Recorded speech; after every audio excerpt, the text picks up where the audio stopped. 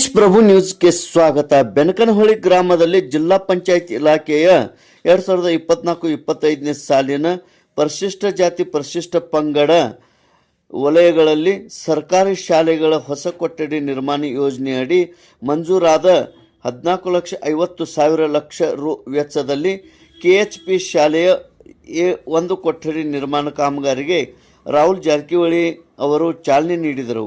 ಇದೇ ಸಂದರ್ಭದಲ್ಲಿ ಹುಕ್ಕೇರಿ ಕ್ಷೇತ್ರ ಶಿಕ್ಷಣಾಧಿಕಾರಿಗಳು ಶ್ರೀಮತಿ ಪ್ರಭಾವತಿ ಪಾಟೀಲ್, ಸಚಿವ ಸನ್ಮಾನ್ಯ ಶ್ರೀ ಸತೀಶ್ ಜಾರಕಿಹೊಳಿ ಅವರ ಆಪ್ತ ಸಹಾಯಕರಾದ ಕಿರಣ್ ಸಿಂಗ್ ರಾಜಪೂತ್, ದಯಾನಂದ್ ಪಾಟೀಲ್, ಜಂಗ್ಲಿ ಸಾಬ್ ನಾಯ್ಕ್, ಶಿಕ್ಷಣ ಸಂಯೋಜಕ ಯಮಕನ್ಮಡಿ, ವಲಯ ಜಿಜಿ ದೀಕ್ಷಿತ್, ಸಿಆರ್ಪಿಗಳಾದ ಉಮೇಶ್ ತಳವಾರ್, ಮಹಂತೇಶ್ ನಾಯಕ್, ಎನ್ಐ ಗುಂಡಗಿ, ಎಸ್ಡಿಎಂಸಿ ಅಧ್ಯಕ್ಷ ಪರಪ್ಪ ನಾಯ್ಕ್, ಬಸವರಾಜ್ ಧರ್ಮಟ್ಟಿ, ಅರ್ಜುನ್ ಗಸ್ತಿ, ಸತೀಶ್ ನಾಯ್ಕ್, ಬಸವರಾಜ್ ಧರ್ನಟ್ಟಿ, ಸುರೇಶ್ ನಾಯ್ಕ್, ಸಿದ್ದು ನಾಯ್ಕ್, ಮುಖ್ಯ ಶಿಕ್ಷಕಿ SB ಹೊಸಮನಿ, ಪ್ರಥಮ ದರ್ಜೆ ಗುತ್ತಿಗೆದಾರರಾದ ಇರ್ಫಾಕ್ ಚೌಗಲಾ, ಮಹೇಶ್ ಗುಮ್ಚಿ ಇದ್ದರು.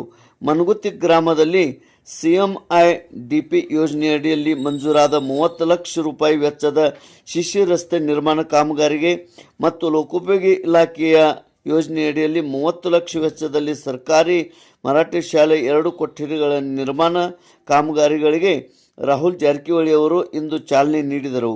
ಇದೇ ವೇಳೆಯಲ್ಲಿ ಪ್ರಥಮ ದರ್ಜೆ ಗುತ್ತಿಗೆದಾರ ಈರಣ್ಣ ದೇಸಾಯಿ, ಅದೇ ರೀತಿ ಬಸವರಾಜ್ ದೇಸಾಯಿ, ರಮೇಶ್ ಪಾಟೀಲ್, ಮಹನಿಂಗ ಶಿರಗುಪ್ಪಿ, ಜಿಲ್ಲಾ ಪಂಚಾಯತ್ ಇಲಾಖೆ ಅಭಿಯಂತ ಶುಭಂ ಕೋಳಿ ಮತ್ತಿನ್ನಿತರರು ಉಪಸ್ಥಿತರಿದ್ದರು.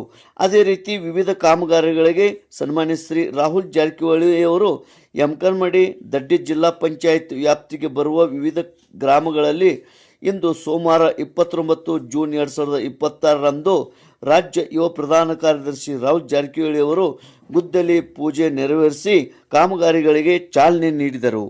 ತೇಜ್ ಪ್ರಭು ನ್ಯೂಸ್, ಬೆನಕನಹಳ್ಳಿ.